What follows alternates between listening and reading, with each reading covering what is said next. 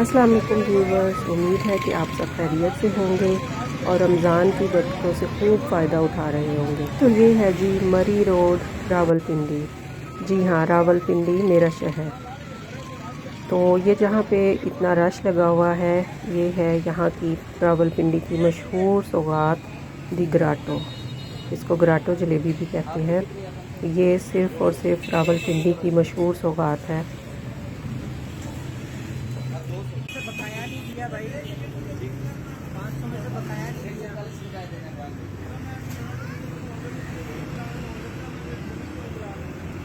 तो जी ये वीडियो मुझे पाकिस्तान से मेरे भाई ने बनाकर भेजी है, मुझे दिखाने के लिए कि देखो जी हम ग्राटो जलेबी जो है वो खाएंगे इफ्तारी में। तो हम परदेसियों को पाकिस्तान वाले इसी तरह सताते हैं, पाकिस्तान की मशहूर चीज़ें जो है वो दिखा दिखा। इस वीडियो ने मुझे जोश दिलाया और मैंने सोचा कि घर पर ही इस ग्राटो जलेबी को ट्राई करते हैं। तो मेरे मियाँ जी ने मस्जिद में इफ्तारी लेकर जानी थी, इफ्तार पार्टी थी, सब ने कुछ थोड़ा थोड़ा लेकर आना था। तो मैंने सोचा कि यही जलेबी जो है वो ट्राई करते हैं और साथ में मैंने पकौड़े बना लिए। देखें ये कैसी ज़बरदस्त जलेबी तैयार हुई है, बिल्कुल खस्ता और मज़ेदार। तो मैं जो आपके साथ रेसिपी शेयर करने लगी हूँ, ये दी ग्राटो की ऑथेंटिक रेसिपी है, बिल्कुल असल रेसिपी है। इसको बनाना नहायत ही आसान है और ये आम जलेबी से खाने में बहुत मज़े की होती है। तो मैंने यहाँ पर 2 कप मैदा लिया है और इसमें आधा कप बेसन शामिल कर रही हूँ। इसका बैटर तैयार करना ही मेन चीज़ है, इसको आपने गौर से देखना है। मैंने 2 कप मैदे में आधा कप बेसन शामिल किया। तो अब बारी है इसको ख़मीर लगाने की। तो ख़मीर लगाने के लिए यहाँ पे 2 ऑप्शन हैं। एक तो ये जो मैंने आपको ईस्ट दिखाई है, इसका पाउडर या ये ले सकते हैं, या यहाँ पर मैं जो तरीका यहाँ पे कर रही हूँ, ये मैंने रात को आधा कप मैदे के अंदर एक ये ईस्ट का साशे डाल के तो इसको सारी रात इसका घोल सा बना के रख दिया था।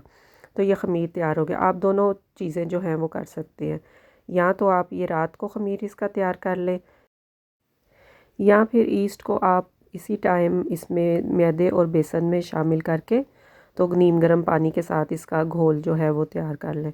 लेकिन इसके लिए जो है फिर आपको 3 से 4 घंटे इसको फूलने के लिए, ख़मीर होने के लिए इंतज़ार करना पड़ेगा। तो मेरे हिसाब से बेहतर यही है कि रात को तैयार कर लें। तो मैंने भी रात को ही तैयार करके रख लिया था। आधा कप मैदे के अंदर मैंने एक ईस्ट का साशे डाला था, तकरीबन 1 टेबल स्पून के बराबर होगा वो, और उसको अच्छी तरीके से पानी के साथ घोल के तो रख लिया था। तो अभी मैं आपको दिखाती हूँ। पहले तो ये बेसन और मैदे को अच्छे तरीके से इसका घोल ऐसा तैयार करना है जैसे आपको नज़र आ रहा है, और इसको अच्छी तरह फेंटना है कि इसमें कोई गुठलियाँ बाकी ना रहें। इसके बाद ये जो रात से ख़मीर जो लगा के रखा हुआ था, इसको इसके अंदर मैंने शामिल कर दिया है। तो इसको शामिल करके तो इसको भी अच्छे तरीके से मिला के, अच्छे तरीके से फेंट के तो थोड़ी देर के लिए हम इसको 10 से 15 मिनट सिर्फ चाहिए होंगे। तो ये तरीका मेरे ख़्याल में ज़्यादा बेहतर है कि आपको इंतज़ार ज़्यादा नहीं करना पड़ता। देखिए ऐसी कंसिस्टेंसी होनी चाहिए इसकी। और एक ज़रूरी बात कि इस दी ग्राटो में कलर बिल्कुल भी नहीं डलता, तो ये ऐसे ही इसका बैटर जो है वो तैयार होता है। तो ये बैटर जो है ये बिल्कुल तैयार है। मेन चीज़ इसकी बैटर ही है, जैसे कि मैंने पहले कहा, अगर ये अच्छा तैयार होगा तो आपकी जो दी ग्राटो है वो बेहतरीन तैयार होगी।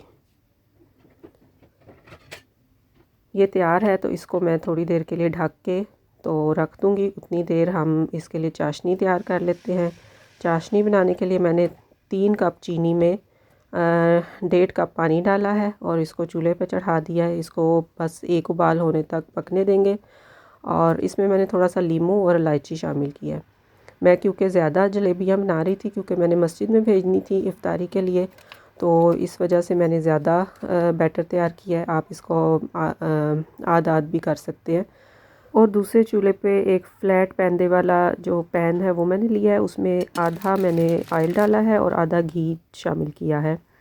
आप इसको सिर्फ कुकिंग ऑयल में भी बना सकते हैं, लेकिन मैंने यहाँ पे जो है वो घी भी इस्तेमाल किया क्योंकि उससे ज़रा और क्रिस्पी तैयार होगी। तो यहाँ पे तकरीबन 10 मिनट इसको रेस्ट दिया है, तो ये बिल्कुल तैयार है। इसको एक दफ़ा से फिर से मैंने फेंट लिया अच्छी तरीके से और इसको पाइपिंग बैग में डाल रही हूँ। ये ग्राटो जलेबी जो है ये आम जलेबी से थोड़ी मोटी होती है, तो इसलिए इस हिसाब से हम पाइपिंग बैग जो है उसको आगे से काटेंगे। आप केचप की कोई बोतल भी इस काम के लिए इस्तेमाल कर सकते हैं।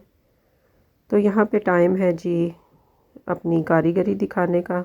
तो यहाँ पे कोशिश कर रही हूँ मैं जलेबी को शेप देने की। तो ये देखें कैसे फूल रही है ये, क्योंकि हमने रात से ख़मीर जो है वो लगा के रखा हुआ था, तो इससे रिज़ल्ट जो है वो बहुत ही बेहतरीन आता है। तो यहाँ पे एक साइड से जब अच्छे तरीके से ब्राउन हो जाए, यानी कि गोल्डन ब्राउन हो जाए, तो तब इसको पलटना है और इसको मीडियम आंच पर फ्राई करना है, वरना ये क्रिस्पी नहीं बनेगी। तो जैसे जैसे ये फ्राई होती जाती हैं, इसको डायरेक्ट शीरे में जो है वो डाल देना है। जो हमने चाशनी तैयार की थी वो भी नीम गर्म होनी चाहिए और इसके अंदर डायरेक्ट जो है वो डाल देना है और ऊपर से किसी चम्मच की मदद से उसको दबा के रखें ताकि अच्छे तरीके से चाशनी जो है इसमें जज़ब हो जाए। तो यहाँ पे मैं निकालती जा रही हूँ और चाशनी के अंदर जो है वो डालती जा रही हूँ। तो ये दी ग्राटो की असल रेसिपी है। ये बहुत ही मज़े की तैयार हुई थी, आप भी इसको ज़रूर ट्राई कीजिएगा। देखें जी क्या ज़बरदस्त जलेबी जो है दी ग्राटो जलेबी तैयार हुई है। मैंने इसको पहली दफ़ा कोशिश की है बनाने की और बहुत ही अच्छा रिज़ल्ट आया। घर वालों को भी बहुत पसंद आई थी और जो जिन्होंने मस्जिद में खाई उनको भी बहुत पसंद आई थी।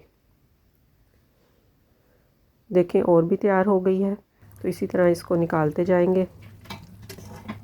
हम परदेश में बैठे लोग इसी तरह अपने देश की मुख्तलिफ़ चीज़ें जो हैं वो ट्राई करते रहते हैं और मुझे तो ये जलेबी ग्राटो जलेबी बना के बहुत ही खुशी हुई कि ऐसी परफेक्ट जलेबी पहली दफ़ा में तैयार हुई। यकीनन आपको भी बहुत अच्छी लग रही होगी। देखें कितनी खस्ता और बहुत ही जूसी जलेबी जो है वो तैयार हुई थी। तो ये अभी बहुत गर्म है, तो ये मेरे से पकड़ी भी नहीं जा रही।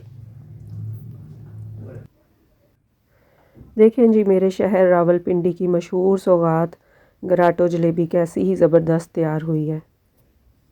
आप भी इसको ज़रूर ट्राई कीजिएगा। और फिर ये मैंने पालक पकौड़ों के लिए बैटर जो है वो तैयार करके इसका मसाला रखा हुआ था, तो इसको भी मैं जल्दी जल्दी जो है वो बना लूँगी क्योंकि मियाँ साहब ने मस्जिद के लिए निकलना है। तो जल्दी जल्दी मैं यहाँ पे पकोड़े बना रही हूँ। तो कोरोना के बाद ये पहली इफ्तारी है जो मस्जिद में मियाँ साहब करने जा रहे हैं इकट्ठे। तो देखें यहाँ पे ढेर सारे पकोड़े भी तैयार हैं, जलेबियाँ भी तैयार हैं। देखें कैसी ज़बरदस्त जलेबी तैयार हुई है। तो ये थी दी ग्राटो की असल रेसिपी। आप भी इसको ज़रूर ट्राई कीजिएगा और मुझे बताइएगा कि कैसी बनी। इंशाल्लाह फिर मिलेंगे, दुआओं में याद रखिएगा। अल्लाह हाफिज़।